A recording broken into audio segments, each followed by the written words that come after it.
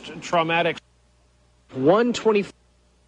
What are we gonna, you know what? Anything? Why don't we just set this up as a little mobile hospital unit right here, okay? Okay.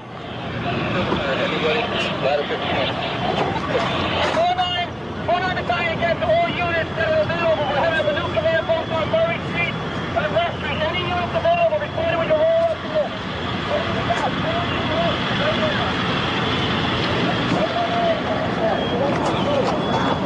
Any suggestions? Should we set up here for medical work? Think this is safe enough?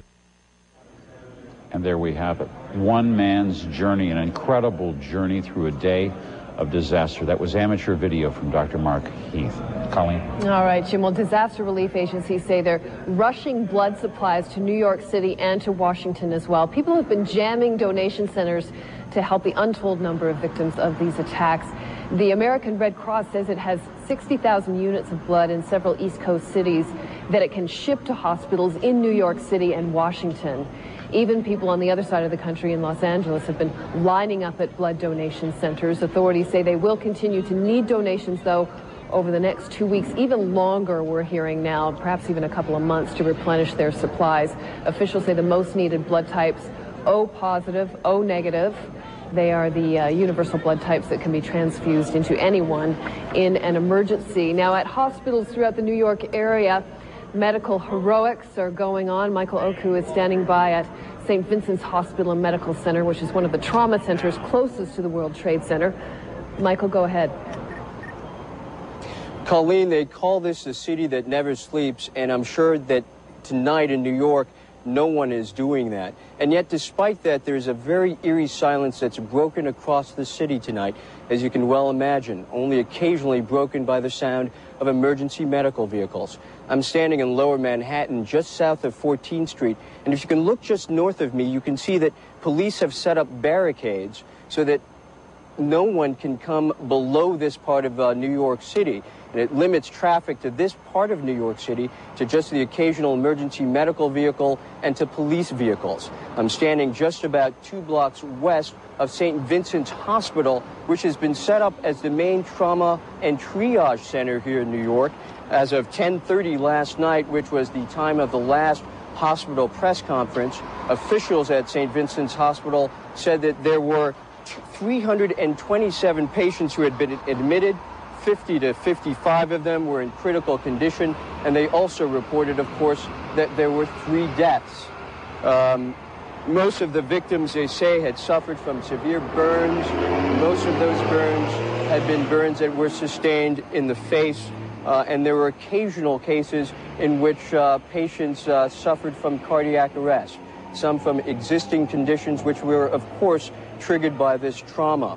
Now, Governor Pataki was here earlier at St. Vincent's, and he reported that he met with victims as well as some of the doctors who worked on some of the patients here. He said that every story seemed to be an unusual one, and you can imagine there are no usual stories tonight. For the most part, the scene outside the hospital looks like this.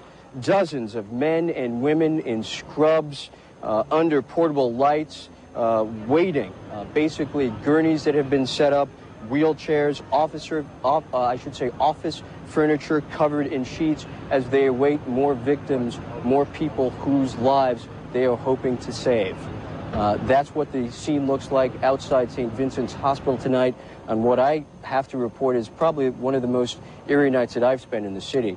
The hospital says that they will have another briefing later this morning at 6:30. Back to you. All right, Michael Oku, thanks very much. Jim?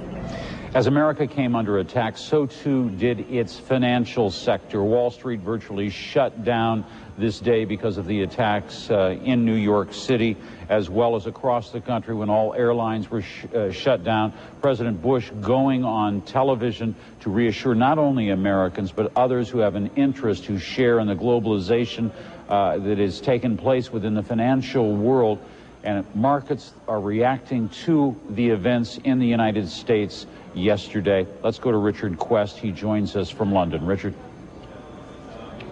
Many thanks, Jim. Of course, there was no trading in the United States, so the initial financial reaction has had to come from overseas. Europe saw very sharp falls as the news came in from New York and Washington. That's been followed up overnight in the Far East. Asian markets are down between around 6 to 10%, 10% in the Hong Kong market. The worry, of course, is clearly what this will mean for the wider issue of the economy. Clearly, business will be seriously affected as Wall Street is paralyzed. Simply those who can't even get to their offices to do business, let alone those who have actually been affected by the crash. Which have time and again revealed information about tragedies in the air. Not only that, Peter, but some of the later models are actually solid state. They don't even have any moving parts, and they can withstand, I believe it's up to 800 G-forces. Okay. John, anything you want to add at this particular point?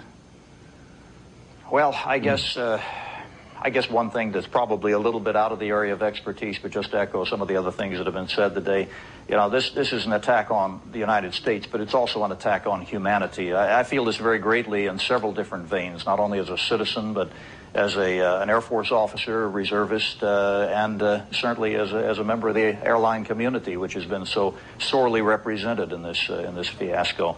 And I guess one other thing, if you'll permit me, Peter, and that was about the comments that we've made in regard to security. This is something that a lot of us have known about and quite frankly been very upset about for a long time, is that if we're going to have screening in our airports, and we're going to make the pretense that this is going to be a useful thing, and we don't know whether or not they got through this screening or they plan to go through it or not. We don't know whether there was a failure or if this is simply the system. But we need to have federal employees, in my opinion, not scattered bunches of employees working for different airlines who are paying bottom dollar. We need a standardized, well-trained federal force of people. If we're going to do it, we need to standardize it nationwide. And this has really been, and I'm sorry, but I have to use the word, an absurd excuse for a system for a long time. That's without reference to whether or not that had anything to do with today's terrorist attacks. In other words, whether people got past that system or not. John Nance, thank you very much. It is very difficult. Thank you very much, John. It is just simply difficult and very much out of the ordinary for commentators, analysts, reporters to step outside the roles they have to and do on occasions like this. And I think John Nance speaks for a great many people who are covering this story today, or having to analyze the various dimensions of it. You want to stand outside it and be a human being for just a moment and say what you feel about this, and our jobs do tend to mitigate